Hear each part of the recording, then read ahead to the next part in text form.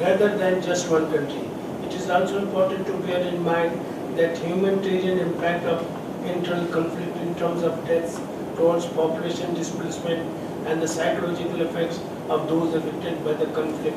These are factors which hinder development and pose an obstacle to peaceful conflict resolution. Why intra-state conflicts are more and protected in South Asia? There have been more intra-state conflicts than interstate conflicts at the global level. The same trend was also reflected in South Asia, which there are many reasons for this trend. The following are crucial. Firstly, invariably, every state in South Asia is still in the process of nation building.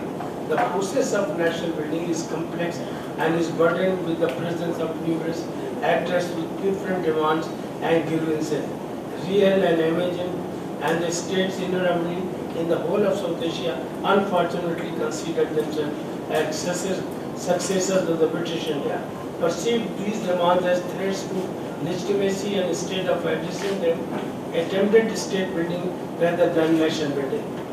Instead of coopting the various groups into fold in the nation building process, the state alienated them through confrontations.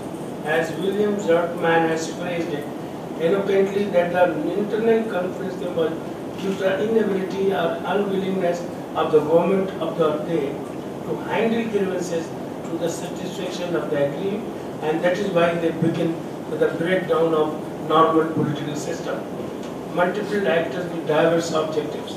Second, unlike in interstate conflicts, in most cases there are more than two actors. In any intrastate conflict, an agreement between two state actors engaged in an interstate conflict is likely to be solved sooner. Where the stakes are high, in an intrastate conflict, beside the state there are other actors which are both political and military.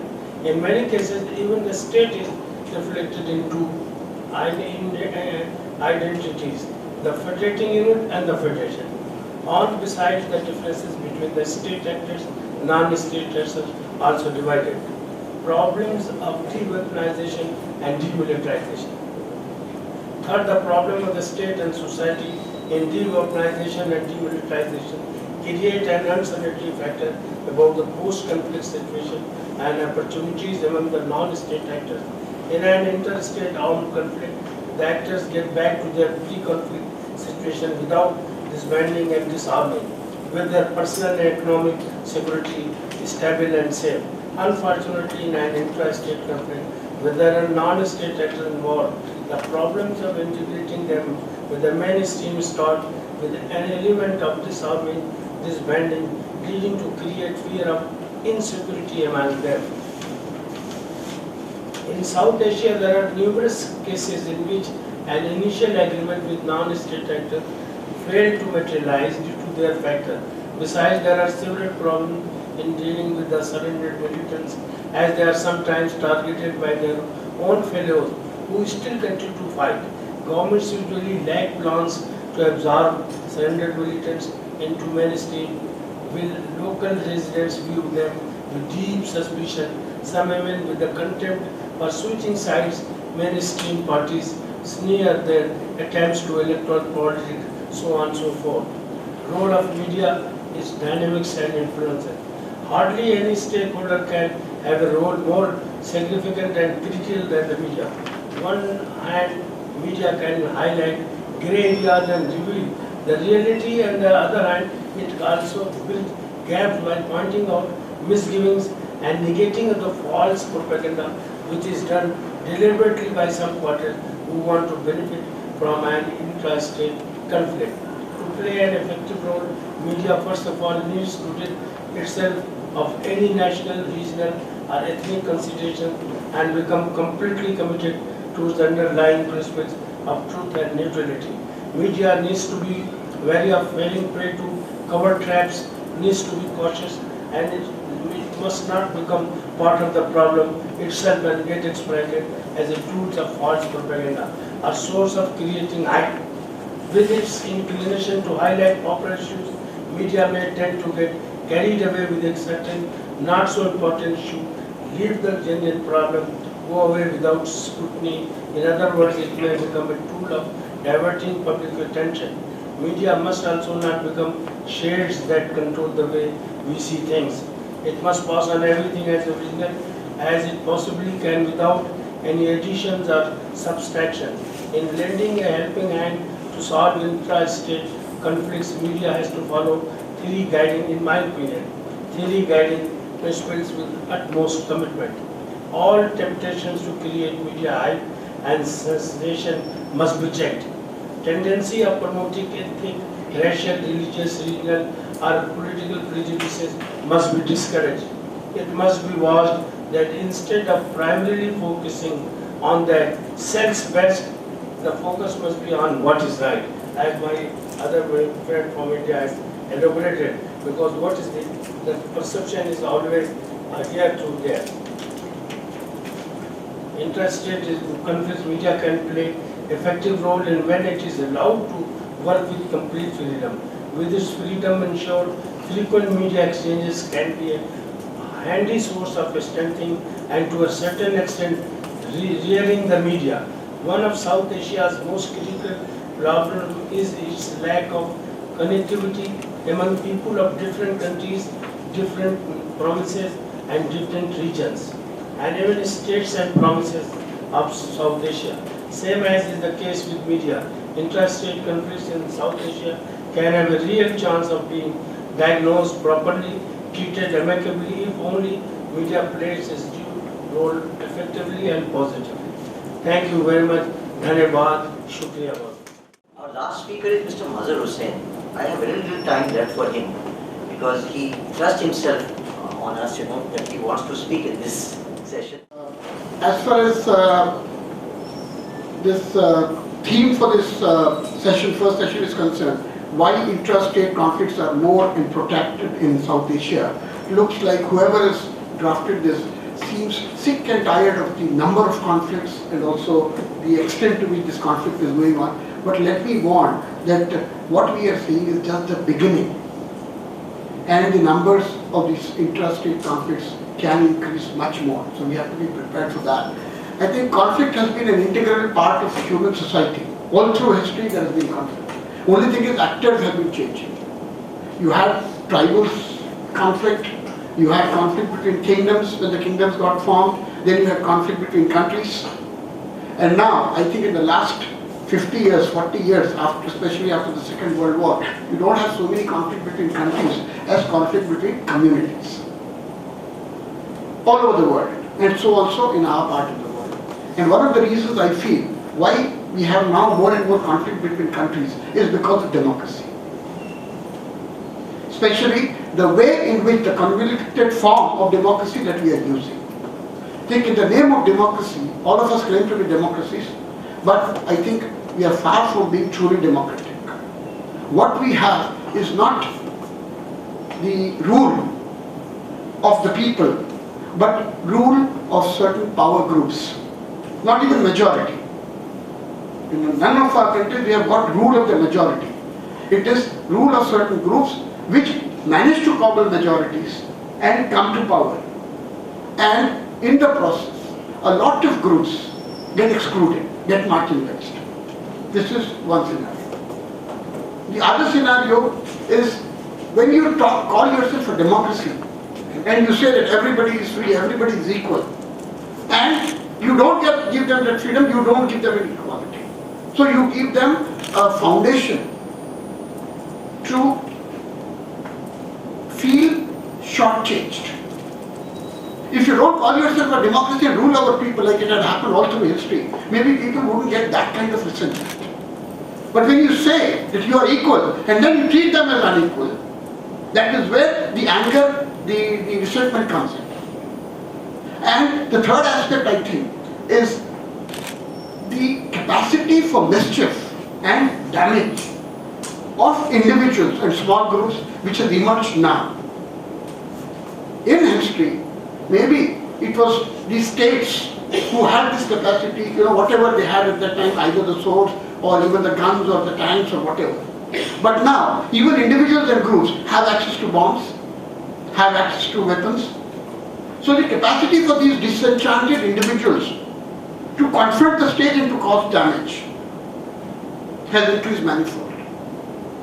And I think the fourth aspect, which again feeds into this, is though interstate conflicts have come down quite a bit, but we should not and cannot leave out proxy wars.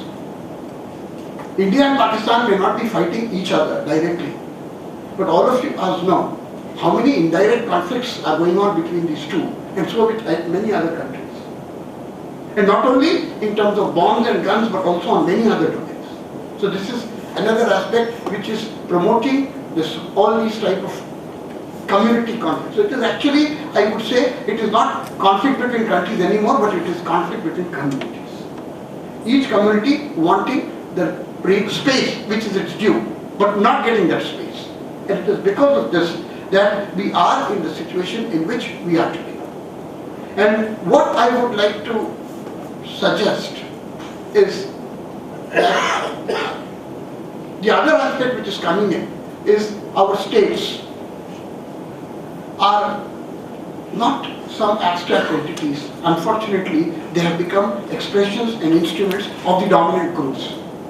When we talk of conflict between a group and a state, normally we talk of that. What is happening in Kashmir? What is happening in the Naxal affected areas? What is happening in Balochistan? I mean, on the one hand we interpret this as, or what had happened in Sri Lanka. On the one hand we interpret this as a conflict between the state and a community. In my view, if you go a little deeper, it is actually a conflict between a community and another community which is using the power of the state as a proxy. So I think this is a very important aspect which we need to understand. State is no longer some abstract, entity which is, there for everybody, but it is there which is acting on the behest of certain interest groups. And unfortunately, these interest groups are no longer just communities, but even they have become class. So in some cases, it is acting on behalf of some communities. In some other cases, it is acting on behalf of the class. Like in our Naxal affected areas, it is acting on behalf of a class.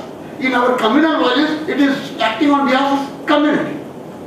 And I think this can apply. So what I would like to, and coming again, so this is the scenario. And because you've given me only 3 minutes and 4 minutes are over, so only 1 minute I have, I'll try to finish it with that. The other aspect is about the media. See, I think never in history was media capable of creating wars. But today, I think the time has come when perhaps very soon, 2 countries may go to war because of the media. Actually, I think this terrorist attack in Bombay, if our Indian media was seen in Pakistan immediately after that, and if Pakistani media was visible in India, I think we would have gone to war. The type of stridency that was there on both sides. And I think this is something which we need to understand, and I think this is happening because my learned friend, Iqbal Sahab, senior, he has just said that we have to publish not what sells, but what is right. I think that can happen only when media is controlled by journalists. I conclude. We have had all the speakers making their presentations. Now the floor is open for discussion. I have an observation about why the interest conflicts are so protracted in South Asia. Most of these countries, this region, it was colonial. It was all a colony. And before that, it has a feudal background. When the colonials came, they collaborated with the feudals. And then, what now we see, I don't think it's really the boom of capitalism. Instead, it's neo-colonialism. So, I think the basic nature has not changed, and the situation has just worsened. Maybe it may be a reason. So, I don't know what the others will say. So, quite a few observations I have. First is, I'll come to media. So it's a very cliched, I think, approach when we say that media should remain neutral. Media has no business to stay neutral. What is neutrality? That, okay, the gentleman is not here. The difference between 8,000 and 350 people disappearing in Kashmir, the same figures we had in Punjab also. So does the media become complacent that, okay, no, 8,000 did not disappear, only 350 disappeared. So those 350 never mattered. So one. Second is, again, media professionals again go on a defensive when somebody who is not a media professional comes and tells us that, okay, you are sensationalizing an issue. Of course I'm going to sensationalize it. Yeah, I will do it. It is my business to do it. You have been going around killing people, and I am expected not to sensationalize and tell the people what are you supposed to be doing and what you are not doing. An army jawan in Jammu and Kashmir is supposed to be defending the people. And if he goes around killing innocents and he is going around raping women, what do you expect the media to? He does something obnoxious, and we don't sensationalize. And then again, we come to a perception on again of a situation. Again, the problem is that we are basing ourselves on actors, numbers. So again, 8,000 people went missing or 350. No, that is not the issue. Those are actors there. The issue is people went missing. Lives have been lost. We don't care for that, the loss of human life. So these were certain things.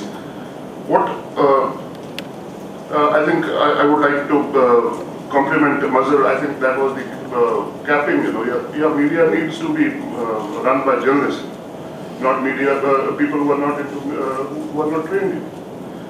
So another thing on democracy, I will just end up with this. So people who form the government in India or in these regions, who actually go out, stand in those queues and cast their votes, they form the government. Moment the government is formed, it goes somewhere else. During election campaigns, all politicians will go and promise the heavens to these people. So, and when it comes to distributing that heaven, it goes to the Ambanis and the somebody else's. So that is the dichotomy. I think Mr. Sen, when he said the nation state, the problem is it is not a nation state. There is a dichotomy between the nation and the state. Since I think it is pervasive in this post-colonial subcontinent, that the nation has never been owned by the state. The people who form the state still have that feudal mindset that we are the Maibap of these people. And when I as a person have to protest against it, so what is our protest? When we protest, what is the first thing? I'll burn my own bus, that is the public transport. So that is the dichotomy between the nation and the state has to be addressed before going into anything else. Thank you. Thank you, Ms. Rita. I appreciate the fact that you are relocating intrastate conflicts in the wider region, and presumably the implication being that one of the reasons that these conflicts are protracted is because we often do not recognize the international, the regional dimension. But particularly on this, your emphasis or your fondness for Southern Asia rather than for South Asia. South Asia, which you said was in a sense designed to contain India. I'm very uneasy about favoring Southern Asia if that means that India is to be located as part of a wider US strategic partnership with India, again with India here playing the containment role for China. So I think we also need to be maybe a little more critically aware of some of the implications of some of this. But I'm sure as a strategic analyst, when you have more time, you will be able to clarify this.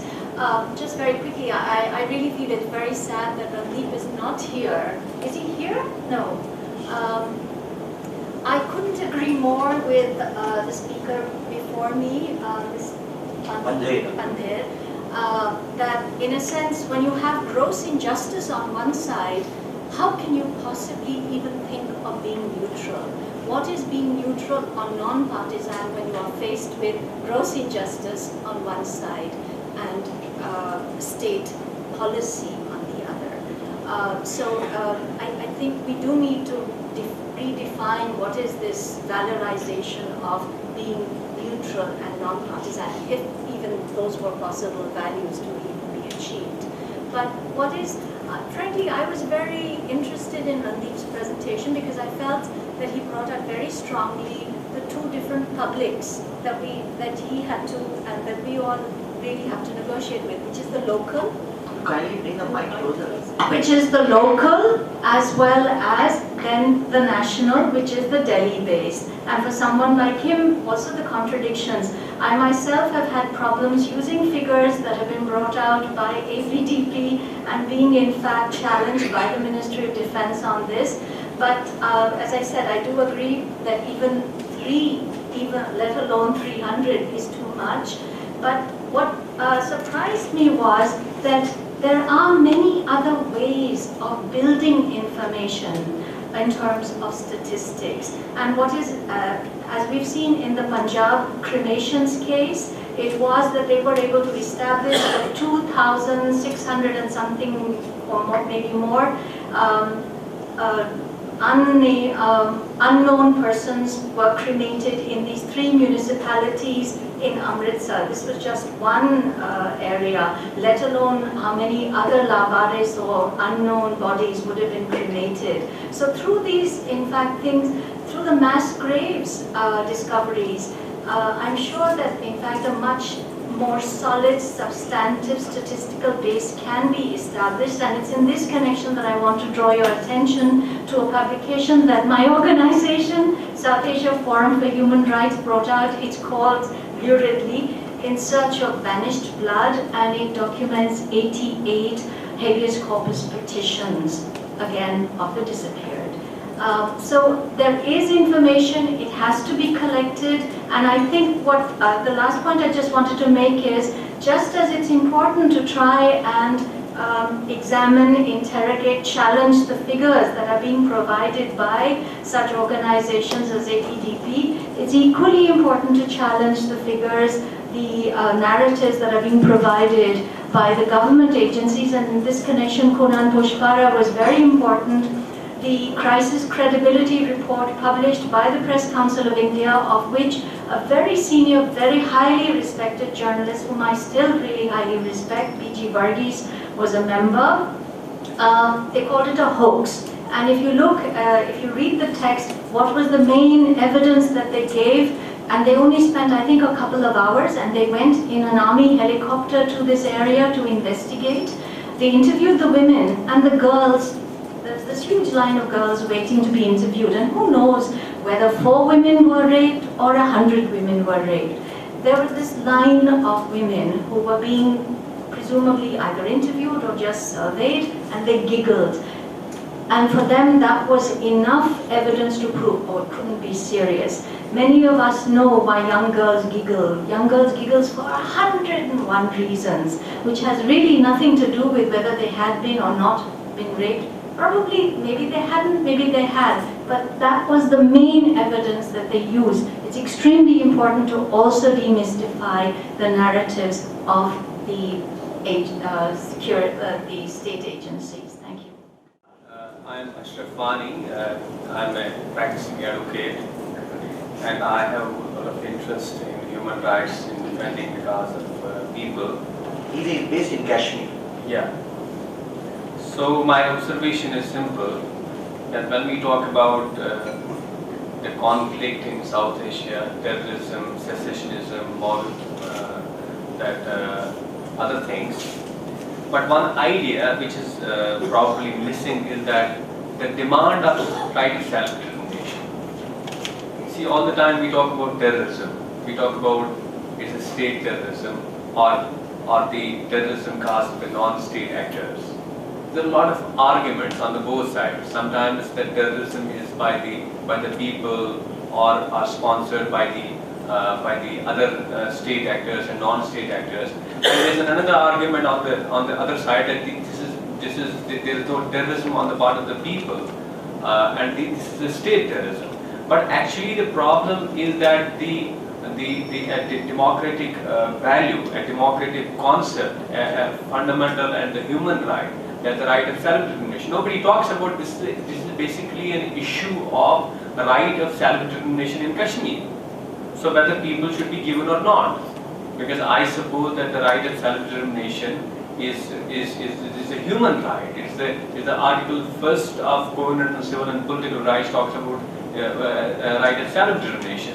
And it is quite immaterial now whether some state is a party to it, whether some state has ratified it. It is by a conventional and a customary international law. We see that it is obligatory. That no state can deny that this is not a right. That since I am not a party to it, I have not ratified. I have certain reservations on this. But probably everywhere where I do go or where I hear people and they talk about terrorism. Though this terrorism is a very vague, it's not defined. Who is a terrorist? It's a completely a vague concept. But nobody talks about a real issue. That is the right of self-determination. Right of whether people should be given or not. What could be the forms of right of self-determination? There can be again a disagreement. But the thing is that a right of self-determination nobody talks about. And probably, I don't know whether you probably can check whether I'm a subjective or objective since I'm from Kashmir. You can also see, I see it, that the whole problem in the South Asia, and some friends have some reservations, they call it the southern part and all that. I'm not on that. But the thing is that this right of self-determination has to be incorporated, it has to be made an issue rather than the terrorism. And one more observation with regard to that, Mr. Mazhar has said that when you give people certain rights, when you say somebody that you are equal, then the problem starts. This is probably true about the Kashmir. That everybody probably knows here that the Kashmir is governed by its own constitution. Now we have the fundamental rights in the Constitution of India. They were not in the Constitution of J&K. They were given in fact to the people. That part 3rd of the Constitution of India is made applicable to the state of J&K. Otherwise, it doesn't have the part 3rd. It doesn't have the fundamental rights. So that's made applicable. That is why we are demanding that we are equal. Why are you killing us? So this is an observation with regard to that. Now one more thing is that this how the Indus water and all that, probably they will go once the problem of Kashmir is solved. I suppose that I just had a sideline talk with somebody. I said that there can be a situation, this is true, that either the solution, there is a problem is solved, or the problem may vanish, because you have to create certain conducive atmosphere. You have to have the people contact CBMs and all that, what we are talking about. They're coming up the closer between India and Pakistan. And they may create a situation where the whole issue vanishes. This is possible, because probably a new thought is emerging that the problem may vanish. But about this water and water disputes and all that, I suppose that we have some people say us that let's keep you independent. They don't say that how we will be independent state of J&K or independent Kashmir, neither governed by Pakistan, neither governed by India. Now they ask us a second question. They are concerned how you will live, whether you will be sovereign or not, whether you have enough resources or not. Now the argument is on the second, on our part, is that we have the highest natural resources. We have the water. If we don't have the petrol, we have the water. Petrol gives us an energy which is a polluted one, and the water gives us a safe energy. But unfortunately, that there is I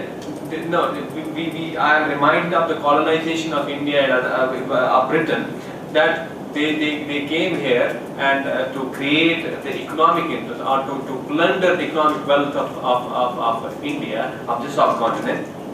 Same is doing India. They have created NHPC. NHPC is creating, that's our water. They are creating electricity. That goes to Delhi. And from Delhi we purchase that electricity, our own electricity generated in Kashmir, we have to purchase that electricity. So this is this observation with regard to this water dispute and all that. Thank you. Thank you, Ashraf. My just like observation in regards to when we discuss about this intra-state conflict in the regions, there has been some discussions and the attention has been drawn about the ongoing conflicts. I think the two most violent conflicts in the past 2 years, past couple of years, like the Nepal's Maoist conflict and the Tamil issue, the Tamil FTT conflict in Sri Lanka, there has been a different way of dealing on it. We are in the process, in Nepal, I am from Nepal, sorry, my name is Rajan Bhattrai, and we are in the process of negotiating with the Maoists. The state is negotiating, sometimes they are already in the government, and a lot of things are going on, and we are very much hopeful that by a certain time, within a very short period of time, we will be able to complete what we call the very incomplete and ongoing negotiation process with the Maoists and ultimately bring them into the mainstream political process. That is the one going on there. The Tamil issue, the FTT has been dealt in different ways. The state was very offensive and it was almost wiped out their movements. And I think I just like to draw the attention of this very good, the August gathering of this region, that how we see this process. I think our Sri Lankan friends have drawn some of the attention in regards to that. There are some sort of, resentment, there was some sort of feeling that how it was dealt, maybe not going to be long lasted or something like that, because the diaspora living in outside Sri Lanka, they've been very much paying attention in regards to that.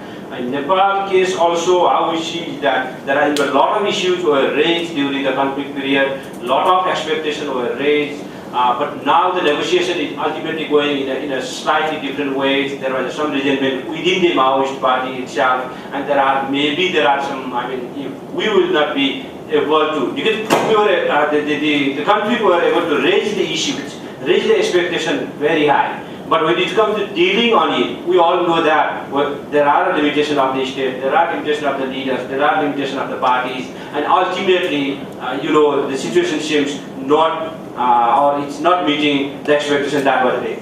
So in that scenario, how we see that, I just like to draw this attention of this gathering. I'm not exactly expecting any concrete answer, but some sort of sharing would be very helpful. Thank you. Sir, I'm Niruma from Kashmir, a social activist, and been associated with this organization for past 5-6 years, and we have been doing conferences in my state through this organization also, and through the other organizations in the valley, and trying to getting youth especially on the platform to discuss the Kashmir issue and the solution for the Kashmir issue. The first thing which I would like to talk about is about the journalist who is from the Times of India, who was talking about Kulan Poshpura, whether the number was 100 or a number was 50.